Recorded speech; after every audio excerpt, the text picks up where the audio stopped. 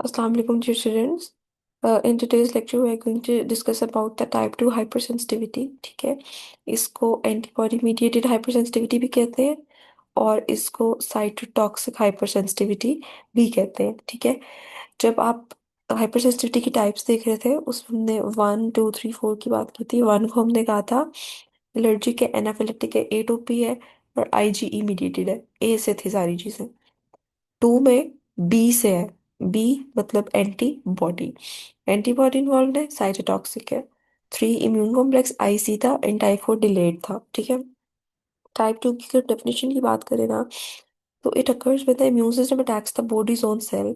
Immune system body के अपने cell या अपने टिश्यूज को अटैक करना स्टार्ट कर देता है। मतलब ऑटो इम्यून डिजीज होती है। ऑटो इम्यून में क्या होता है कि आपका इम्यून सिस्टम अपनी बॉडी के सेल्स को डैमेज करना स्टार्ट करते हैं, अपनी बॉडी के टिश्यूज को डैमेज करना स्टार्ट करते हैं।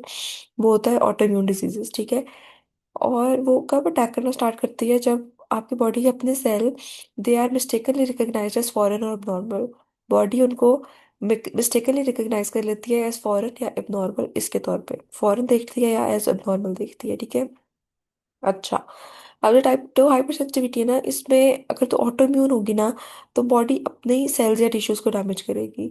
लेकिन अगर यहाँ पे ट्रांसफ्यूजन रिएक्शन होता है ना, कि अगर आपकी बॉडी में कोई गलत टाइप का ब्लड ट्रांसफ्यूज हो गया, ठीक है, आप टाइप ए के थे, आपका ब्लड ग्रुप टाइप ए था, टाइप बी अगर आप पे इंसर्ट हो गया है, या आप टाइप बी के थे, आप पे टाइप ए हो गया, ठीक है, तो उस केस पे क्या होता है कि आपकी बॉडी, आपका इम्यून सिस्टम, आपके इम्यून सेल्स जो बाहर से आने वाला ब्लड है ना, जो फॉरेन है, उसी को रिकॉग्नाइज करेगा और उसी को डिस्ट्रॉय करेगा। ठीक है, अच्छा, अब इसमें क्या है, कौन सी एंटीबॉडीज इन्वॉल्व है, आईजीजी आईजीएम।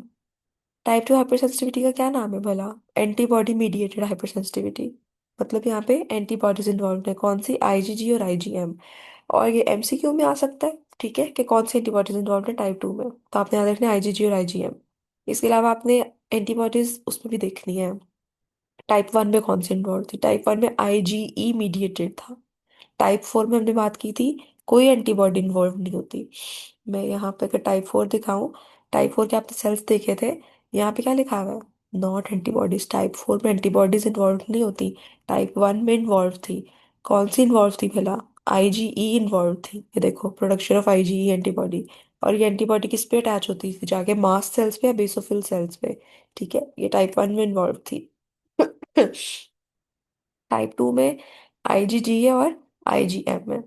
और ये आपने ये भी याद रखना है, जब आप प्राइमरी इम्यून रिस्पॉन्स देख रहे थे उसमें आईजीएम एंटीबॉडी थी और सेकेंडरी में आईजीजी थी। ठीक है, आपने ये भी याद रखना है।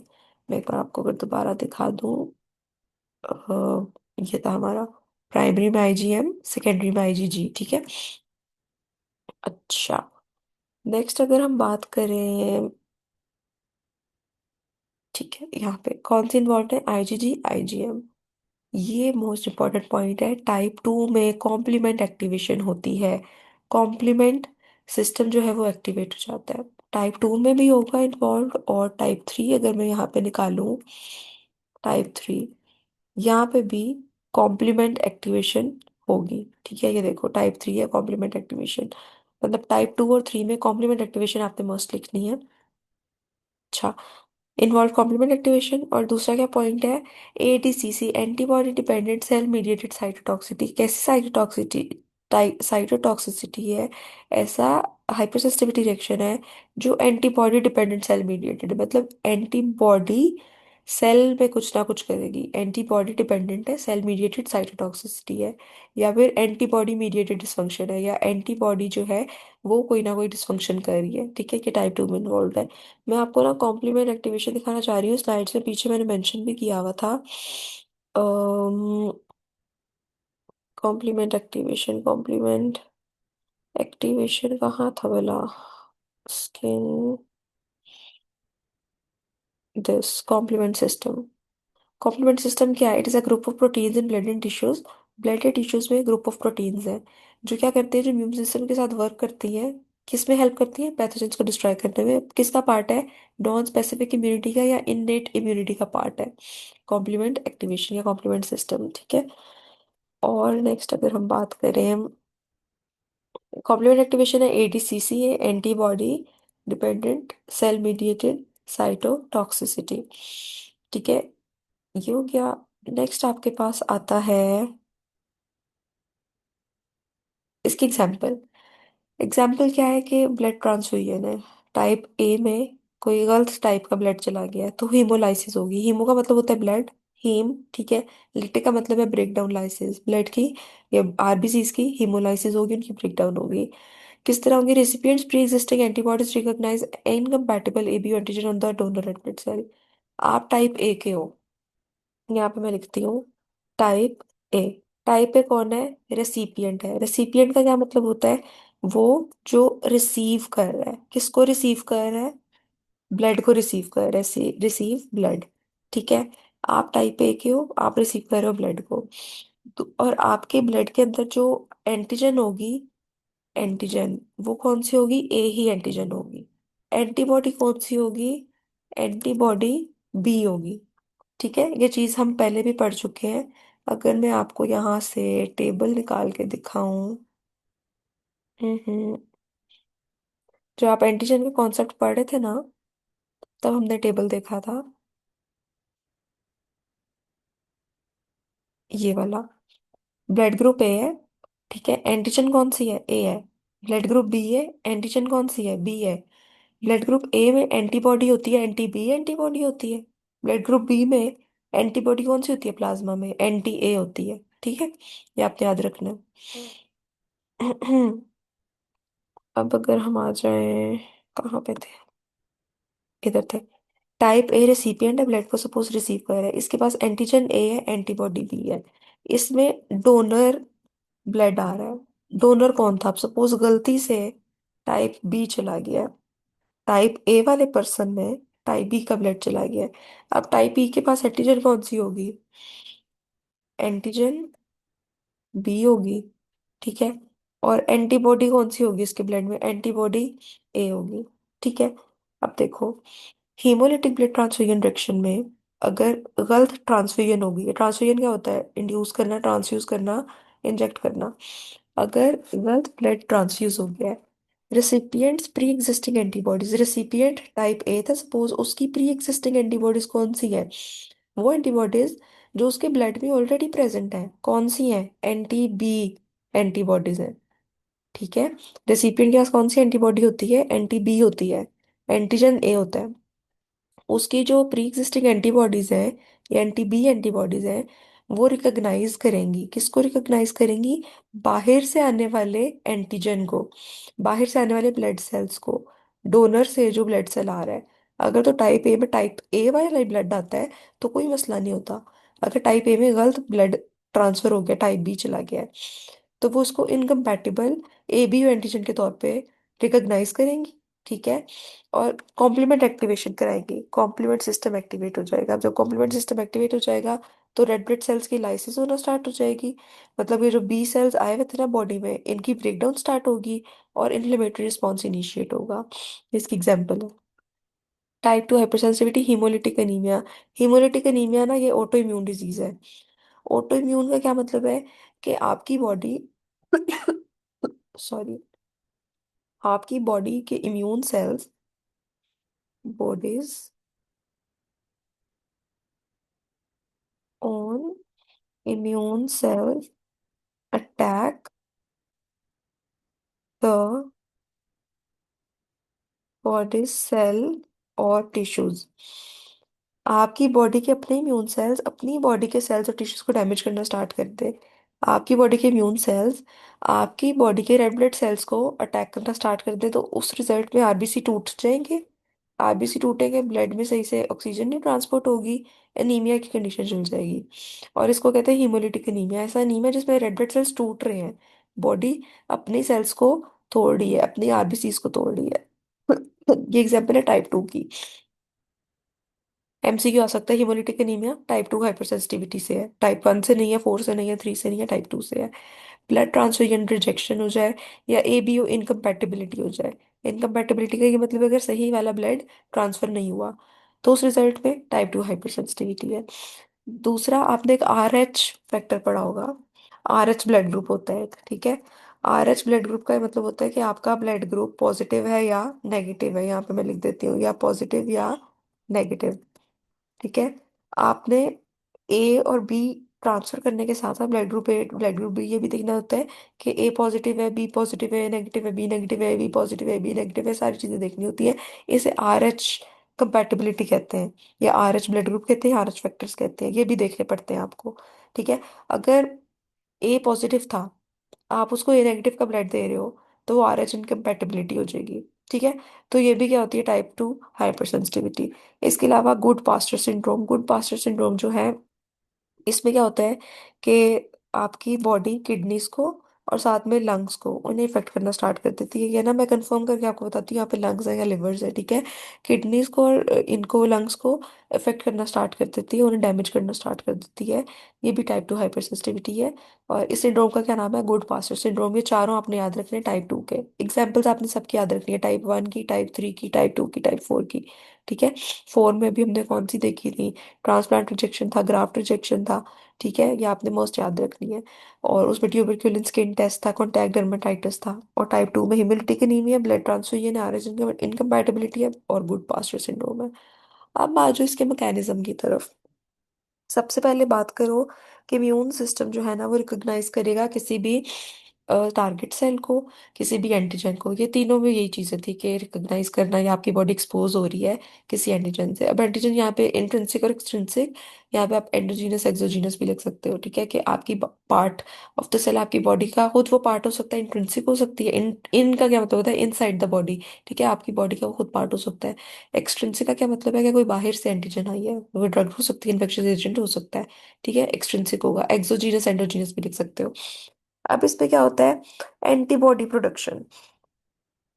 टाइप 2 का नाम ही एंटीबॉडी मीडिएटेड हाइपरसेंसिटिविटी था।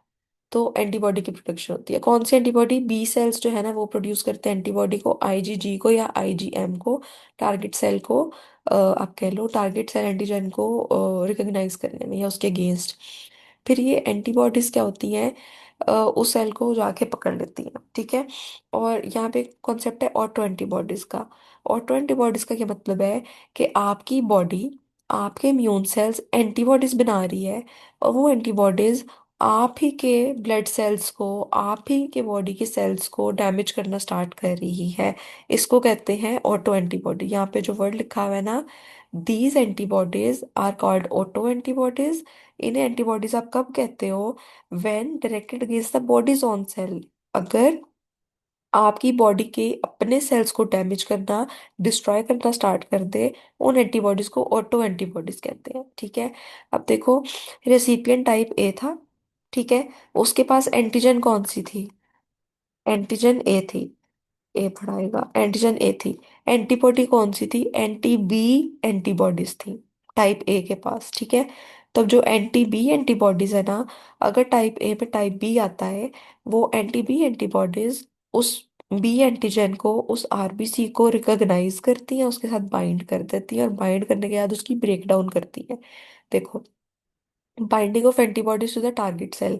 टारगेट सेल अब यहाँ पे कौन सा है, टारगेट सेल यहाँ पे हमारा जो डोनर सेल आया है ना, जो डोनर आरबीसी आया है, डोनर आरबीसी कौन सा था, ब्लड टाइप बी वाला था। एंटीजन कौन सी थी इसके ऊपर, एंटीजन, एंटीजन बी थी। ठीक है। ये जो टारगेट सेल था ना, एंटीबॉडीज उसको रिकॉग्नाइज करती हैं।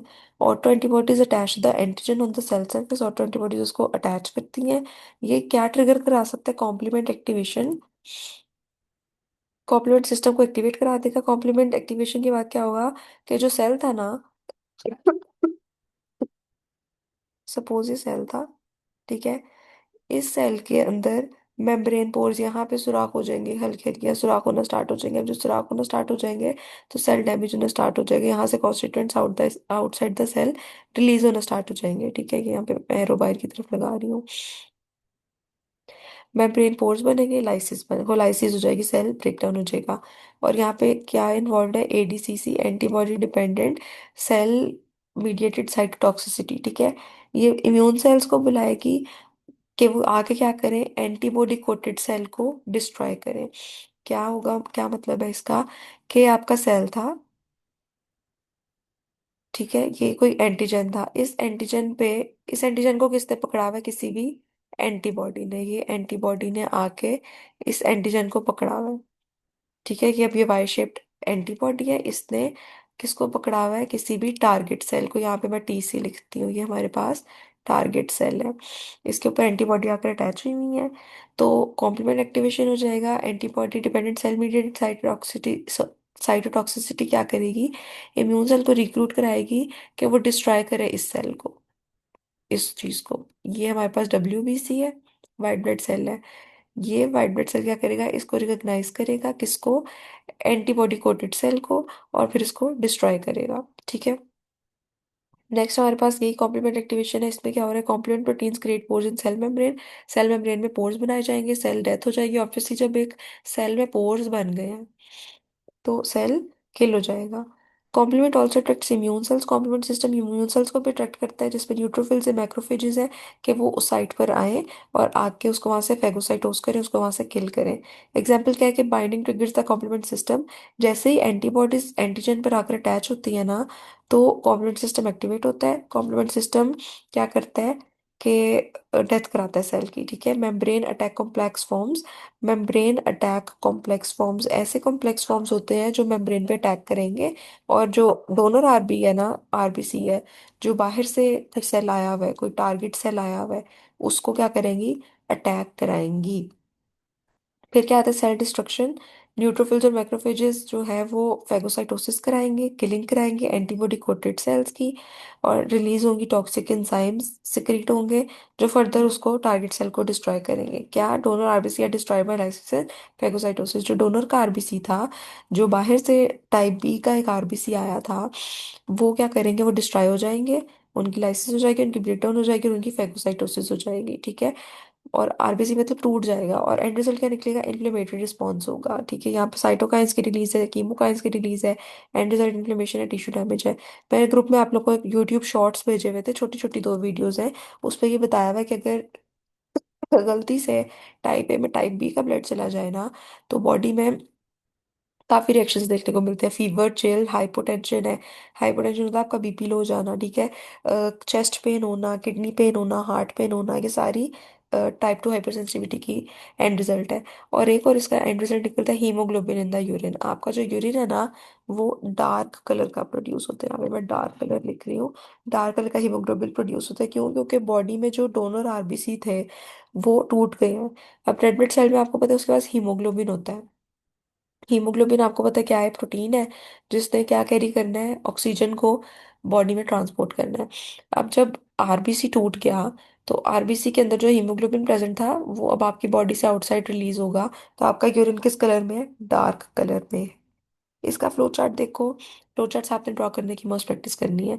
रिकग्निशन ऑफ टारगेट सेल, सबसे पहले टारगेट सेल को रिकॉग्नाइज किया जाता है, एंटीबॉडी प्रोड्यूस होती है, वो एंटीबॉडी टारगेट सेल पर आकर अटैच होती है। ठीक है। IgG या IgM किस पर जाकर अटैच होती है, टारगेट सेल पे। ठीक है।